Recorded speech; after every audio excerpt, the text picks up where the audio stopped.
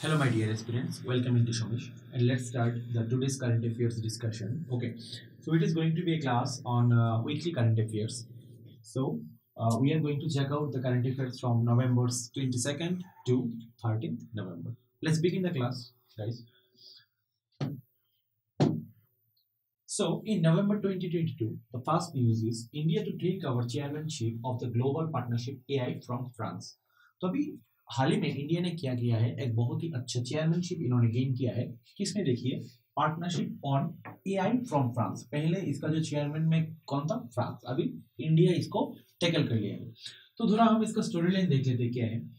GPAI is an international initiative to support responsible and human certified development and the use of artificial intelligence। तो actually बात किया है, देखिए ये जो आर्टिफिशियल इंटेलिजेंस का अभी यूज चल रहा है, हर एक इलेक्ट्रॉनिक डिवाइस हो गया या किसी भी काम पे हो गया, हम सभी में क्या कर रहे हैं? आर्टिफिशियल इंटेलिजेंस को यूज में ले रहे हैं। वो अगर डिफेंस के बारे में मान लीजिए या कोई एप्लीकेशन बेस्ड सॉफ्टवेयर हो गया यानी रोबोटिक्स हो गया, हर एक काम में क्या हो रहा है? एआई को यूज में लिया जा रहा है। तो अभी बहुत सारे कंट्रीज जो है, US, UK, European Union, Australia, Canada, France, Germany, Italy and Japan, Mexico, New Zealand, South Korea and Singapore, इन सभी को मिला के एक वोटिंग हुआ था जिसमें इंडिया ने बहुत सारा सपोर्ट गेन किया है और इसकी वजह से ये जो एआई का पार्टनरशिप था और इसमें चेयरमैनशिप किसने गेन किया है? इंडिया ने टैकल किया है इसका। ठीक है, तो इसमें हम कुछ की फैक्ट देख लेते हैं। देखिए, artificial intelligence is expected to 967 billion US dollars to the Indian economy by 2035।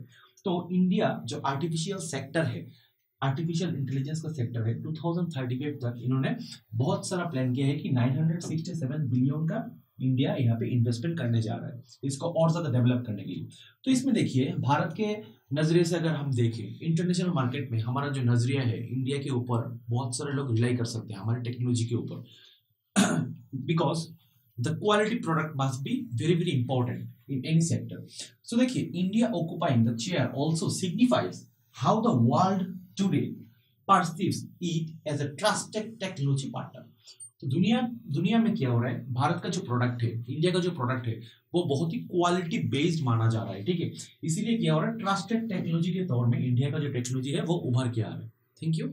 तो यही यहाँ पे पूरा बात था इस स्लाइड का। तो I hope you have understand this. Okay, so let's move into our next slide. तो देखिए, यहाँ पे नवंबर 22 में कथक एक्सपोनेंट उमा शर्मा जी ने एक अवार्ड रिसीव किया है, Sumitra Charat Raman award. So actually the award is related with music and classical dance. Okay, Kathak expert Dr. Uma Sharma has received the prestigious Sumitra Charatram Award for lifetime achievement in recognition for her contribution in the field of Indian classical music and dance। तो अगर पूछा जाए हाल ही में India की ओर से किसने gain किया है ये वाला जो कथक एक्सपोनेंट था, डॉक्टर उमा शर्मा जी ने इसको गेन किया है और जो प्राइज था वो क्या है? अवार्ड है सुमित्रा चरत Rama award and it is associated with the what? It is associated with classical music and dance. I think this slide is also clear. चलिए नेक्स्ट स्लाइड में देखते हैं हम। तो गाइस, इन नवंबर 22 में देखिए बहुत ही एक इंटरेस्टिंग न्यूज बन गया है अभी के टाइम में। देखिए, Jaipur food USA first global humanitarian award. ये कैसा अवार्ड है? इसमें जो अवार्ड का नाम से हमको पता चल रहा है कि सोसाइटी में ह्यूमैनिटी के लिए अगर कोई अच्छा काम करते हैं तो उसके वजह से ये जो अवार्ड दिया जाता है। ठीक है, ह्यूमैनिटेरियन अवार्ड ये फर्स्ट टाइम किसी एक इंडियन को मिला है। तो देखिए ये कौन है? A Kashmiri was the first recipient of Jaipur Food USA first ever global humanitarian award at a ceremony held in the Indian consulate in New York। तो न्यूयॉर्क में इंडिया का जो कंसुलेट है वहां पे एक सेरेमनी हुआ था जिनमें ये जो हमारे कौन है यहाँ पे? दानिश मंजूर। ठीक है, इनको ये वाला अवार्ड दिया गया है। ठीक है, तो देखिए स्टोरी लाइन हम थोड़ा देख लेते हैं। Jaipur food USA first global humanitarian award जो है किसके लिए दिया जाता है? The award has been constituted to honour and recognise the selfless work of Indians who, without caring for their lives, manage to help those in need and are always a call away when it comes to humanitarian efforts। Actually बात है ये है कि जो corona कोविड-19 का जो time था, इस दौरान इन्होंने क्या है, जो ऑक्सीमीटर था बहुत सारे लोगों के लिए अवेलेबल कर दिया गया था, इनकी वजह से ये सब पॉसिबल हो गया था। तो इनका जो देखिए पूरा जो डेमोग्राफी का ऐसा कुछ सिस्टम था कि अगर कोई पेशेंट है जो रिकवर कर चुका है तो उसके बाद जो ऑक्सीमीटर है उसको सैनिटाइज करके कोई दूसरा जो बीमार रहता है कोई पेशेंट हो गया उनके पास उसको पहुंचाया गया था। तो इसकी वजह से मे बी 1000 प्लस ऑक्सीमीटर उनके पास अवेलेबल थे और ये 1000 प्लस जो ऑक्सीमीटर था इसको ऐसे अवेलेबल एंड डिस्ट्रीब्यूशन के माध्यम से इसको एक चेन बनाया गया जिसकी वजह से हर एक नीडी पर्सन था उसके पास भी ऑक्सीमीटर पहुंच गया था। तो इन्होंने उस टाइम में बहुत ही अच्छा काम किया है, इसलिए इनको एक ह्यूमैनिटेरियन अवार्ड दिया गया और इंडिया के फर्स्ट बंदे थे जिन्होंने ये वाला अवार्ड गेन किया है, ठीक है, इंडिया की ओर से। Thank you.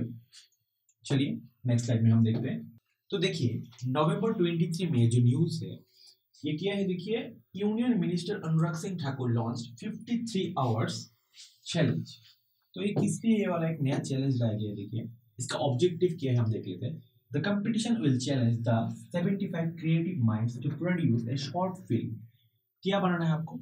आपको एक शॉर्ट फिल्म बनाना होगा, ठीक है, on their idea of India's 100 all in 53 hours. This segment of IFFI 53 is powered by national film development corporation NFDC। तो यहाँ पे एक कंपटीशन लॉन्च किया गया है जिसके तहत ये बोला गया है आपको एक जैसा भी आपका माइंडसेट रहेगा कोई फिल्मी स्टाइल में आपको एक शॉर्ट्स वीडियो बनाना होगा, ठीक है, और जो इसमें अच्छा वीडियो बना के तैयार करेंगे उसको कुछ अवार्ड मिलेंगे यहाँ पे। तो यहाँ पे एक इंपॉर्टेंट बात हो जाता है, NFDC एक्चुअली होता क्या है। तो हम देखते हैं NFDC एक्चुअली क्या है, नेशनल फिल्म डेवलपमेंट कॉर्पोरेशन, ठीक है, और इसका फाउंडेशन कब हुआ था? 1975 में। कहाँ पे हुआ था? मुंबई पे। नेशनल फिल्म डेवलपमेंट कॉर्पोरेशन का जो हेडक्वार्टर है वो कहाँ पे? मुंबई पे। तो यहाँ पे आपको इंपॉर्टेंट यही जानना है कि NFDC क्या है और एक्चुअली ये जो अनुराग ठाकुर जी ने 53 आवर्स का जो चैलेंज यहाँ पे लॉन्च किया है वो एक्चुअली किस वजह से लॉन्च किया गया है, यानी इसका जो मेन ऑब्जेक्टिव क्या है कि डिफरेंट तरीके के जो लोग हैं उनके माइंडसेट पे क्या है, इसको कुछ शॉर्ट वीडियो के तरह पे आप इसको उभर के लाना चाहते हैं, ठीक है। तो यही था उनका जो मोटिव, ठीक है। तो देखते हैं नेक्स्ट स्लाइड में क्या है। इन नवंबर 24 यहाँ पे देखिए एक बहुत ही एक्चुअली एक अवेयरनेस बेस्ड न्यूज है। क्या है देखिए, government unveils framework to curb fake reviews on e-commerce platforms.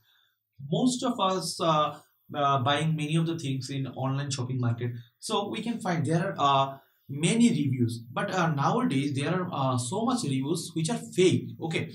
So now the Indian government is saying that government unveils framework to crack fake reviews। तो ये जो फेक रिव्यूज दे के लोगों को उल्लू बनाया जा रहा है, गवर्नमेंट इसके और भी कुछ एक्शन ले सकते हैं या कोई सेंसर बोर्ड बिठा सकता है कि जो जो यहाँ पे फेक रिव्यूज करेंगे तो उसका जो प्रोडक्ट का हाईलाइट होगा इसको कंट्रोल में कैसे लिया जाए। तो देखिए ऑब्जेक्टिव क्या होता है, aiming to guard customers from fake online reviews of products the union government on released a comprehensive set of guidelines which would come into effect from November 25। तो यहाँ पे इंडिया का गवर्नमेंट जो है वो यहाँ पे कुछ गाइडलाइंस लॉन्च करते हैं कि देखिए ये गाइडलाइंस आपको मानना चाहिए। इसमें देखिए जो प्राइम चीजें हो जाती है, the secretary said that companies like Zomato हो गया, स्विगी हो गया, रिलायंस रिटेल हो गया, टाटा सोन्स हो गया, अमेजन हो गया, फ्लिपकार्ट हो गया, गूगल मेटा हो गया, मीशो हो गया, ये जो ऑनलाइन प्लेटफॉर्म है जो इंडिया में बहुत अच्छा ग्रो कर रहे हैं, ठीक है। तो we are part of the consultation process and they have assured compliance with these standards। तो यहाँ पे इंडिया के जो गवर्नमेंट है उनके ओर से कुछ गाइडलाइन दिया जाएगा। तो यहाँ पे जो जो कंपनी है जो ऑनलाइन मार्केट में बहुत अच्छा परफॉर्म कर रहा है उनको ये सारे गाइडलाइन फॉलो करने पड़ेंगे, ठीक है, अदरवाइज प्रॉब्लम हो सकता है। क्योंकि ये जो फेक रिव्यूज की ओर से जो हमारा बायर्स हो गया, हम जो कंज्यूमर हो गए, उनके बहुत प्रॉब्लम हो जाता है, ठीक है ना। क्योंकि जो यहाँ पे क्या रहता है, फेक रिव्यूज देख के आप भी कंफ्यूज हो जाएंगे, हाँ एक बुरा वाला प्रोडक्ट हो सकता है, लेकिन आप जब रिव्यू देखेंगे हाँ अच्छा तो आप उसको बाय कर लेंगे, फिर बाद में जाके आपको परेशानी हो सकती है। तो इसको कंट्रोल में लाने के लिए गवर्नमेंट ऑफ इंडिया की ओर से ये एक इनिशिएटिव है। चलिए नेक्स्ट देखते हैं।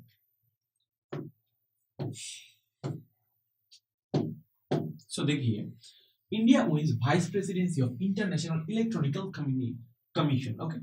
स्टोरी क्या देख लेते हैं।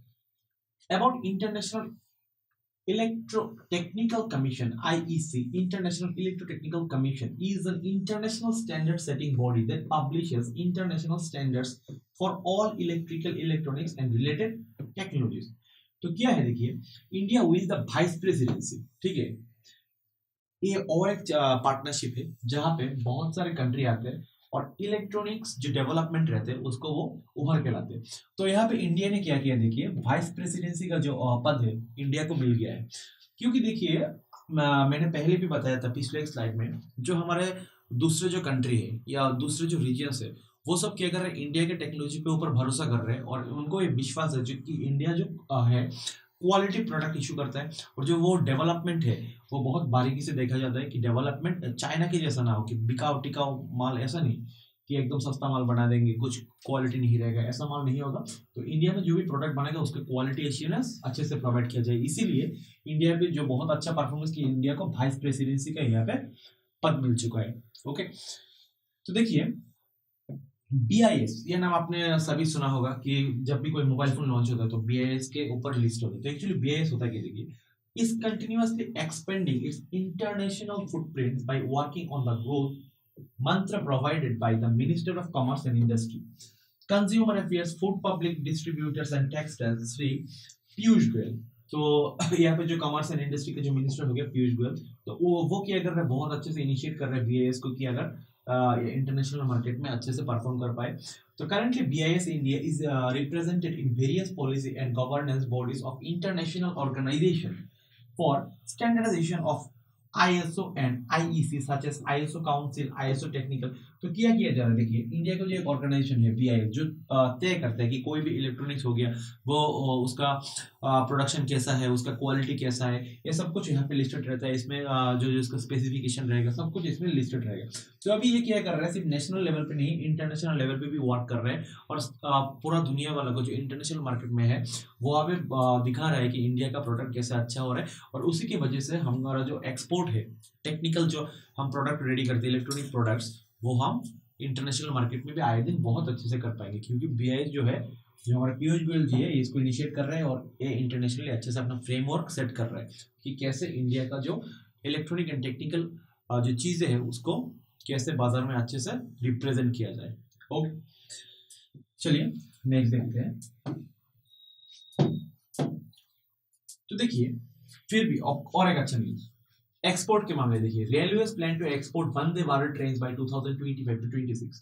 इंडिया का जो रेलवे सेक्टर है वो क्या कर रहा है, वंदे भारत जो हमारा रेलवे है जो ट्रेन है उसको 2025 और 26 के दौरान में हम इसको एक्सपोर्ट करेंगे। ठीक है, हमको बहुत सारा ऐसा ऑर्डर मिल सकता है। देखिए the railways is looking at becoming a major exporter of Vande Bharat trains by 2025 to 26। तो कहाँ से ऑर्डर मिल सकता है, Europe, South America and East Asia, यहाँ पे जो रीजन्स है इस एरिया रीजन पे ये जो वंदे भारत का बहुत सारा ऑर्डर हमको मिल सकता है।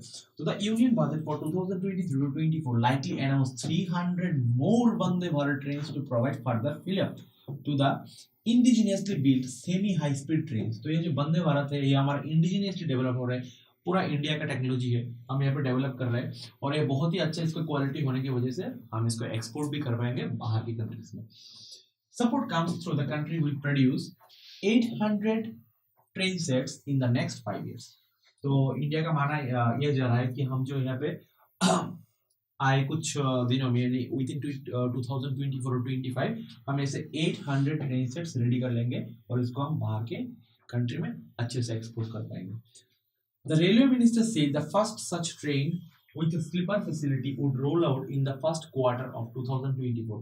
तो 2024 में इसका जो एक नेक्स्ट लेवल का वर्जन है वो इसको लॉन्च किया जाएगा। The minister said Vande Bharat trains would be manufactured at Raebareli, Latur and Sonipat besides Kapurthala and ICA. तो ये जो यहाँ पे रीजन रहेगा इंडिया में, यहाँ पे इसको बनाया जाएगा और इसका जो इंफ्रास्ट्रक्चर है इसको बिल्डअप किया जाएगा और यहाँ से बना के इसको अच्छे से हम बाहर में एक्सपोर्ट करेंगे। तो ये पूरा बात था यहाँ पे। तो देखिए जो स्लाइड्स है उसमें आज यही रिपोर्ट निकल के आ रहा है कि इंडिया एक्चुअली बहुत अच्छा है पिछले सालों के मुकाबले।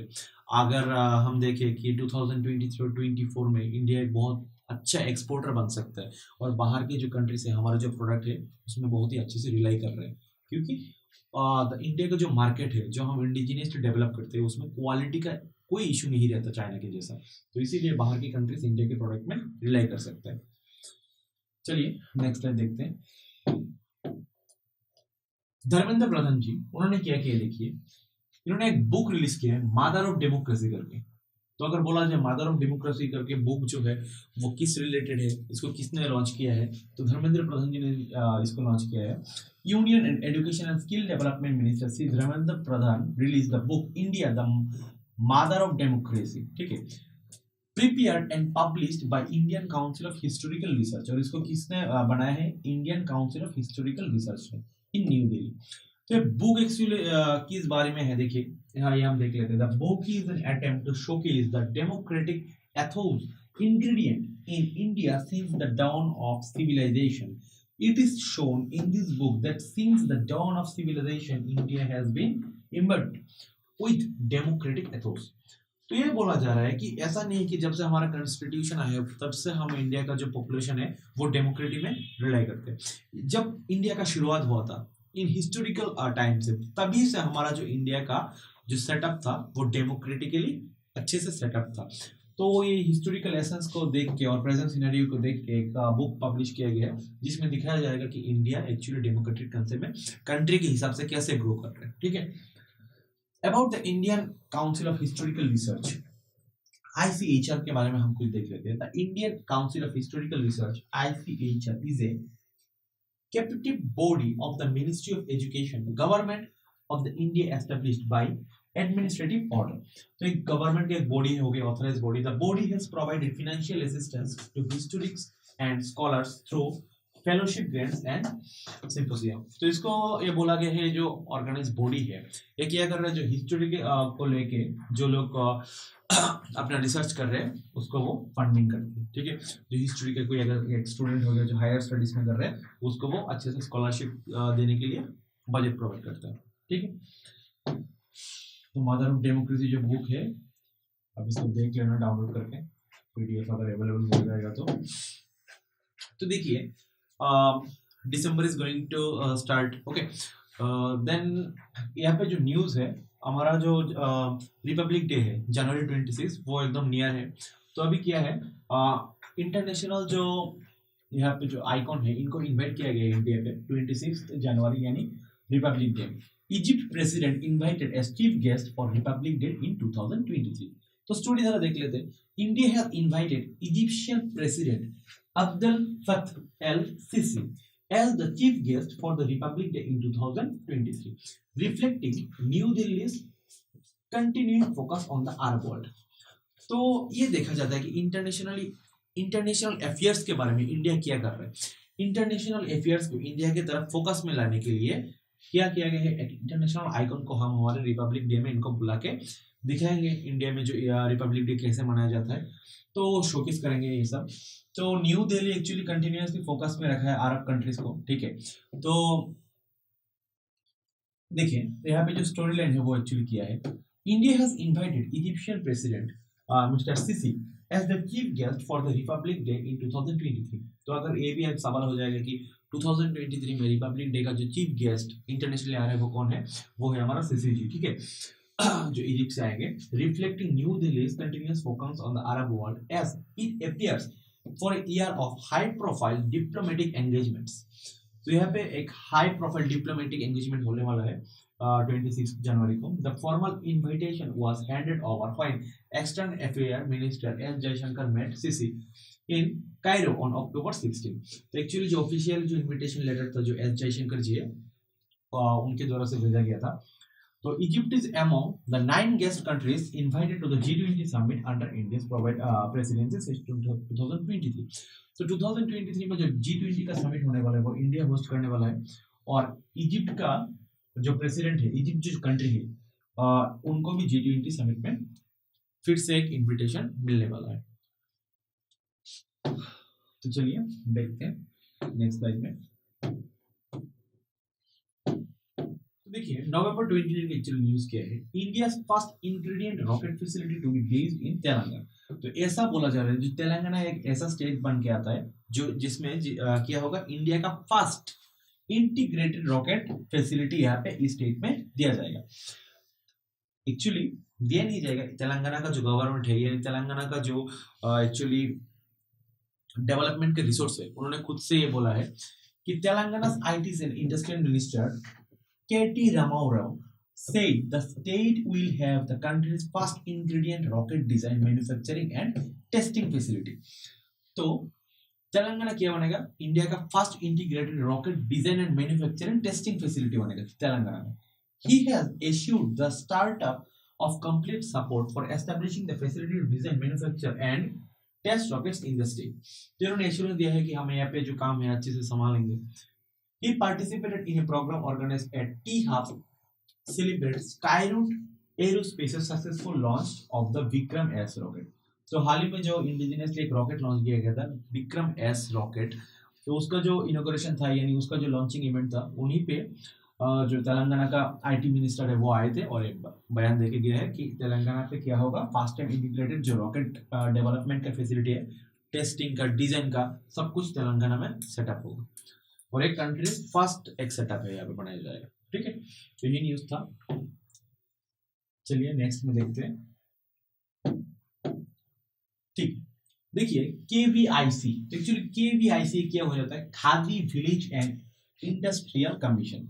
Chairman Manoj Kumar inaugurated rehab.